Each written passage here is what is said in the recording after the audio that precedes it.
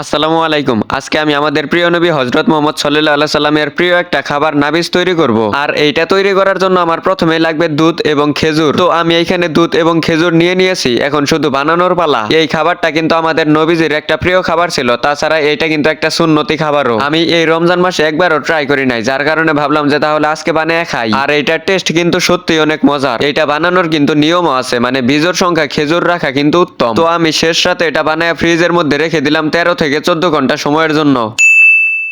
তো ঝটপট করে বের করে নিয়ে আসলাম ইফতারের সময়। এইখানে কিন্তু একটা সাবধানতা অবলম্বন করতে হবে, আর সেইটা হচ্ছে এই নাবিজ তৈরির পর তা 24 থেকে 48 ঘন্টার বেশি সময় রাখা উচিত নয়, কারণ এরপর এটি ফার্মেন্টেশন শুরু হয়ে মদ্যপানে পরিণত হতে পারে। তো যাই হোক, আমি প্রায় 13 থেকে 14 ঘন্টা পরে এইটা ফ্রিজ থেকে বাইর করে নিয়ে আসছি খাওয়ার জন্য। বাইরে ভাই কি বলবো, ভেতরের খেজুর গুলা একদম ফুইলা ফুইলা আছে। আর টেস্টের কথা কি বলবো, এটা তো শুধু আপনারাই জানবেন, যারা যারা এই পর্যন্ত একবার হলেও এটা ট্রাই করে দেখেছেন। আমি কিন্তু এই নিয়ে মাত্র 2বার খেয়ে দেখলাম, তাছাড়া বরাবরের মতো এইটা আমার কাছে বেশ ভালোই লেগে আসতেছে। খেজুরের পাশাপাশি দুধের স্বাদটাও কিন্তু অন্যরকম লেভেলের মজা লাগে। শুধু তাই নয়, এই খাবারটা কিন্তু নানান ধরনের অসুখ বিসুখ নিরাময় থেকে শুরু করে শরীরের জন্য বেশ উপকারীও। কে কে এই নাবিজটা একবার হলেও খেয়ে দেখেছেন আমাকে অবশ্যই কমেন্ট করে জানিয়ে যাবেন। সকলকে অসংখ্য ধন্যবাদ। আল্লাহ হাফেজ।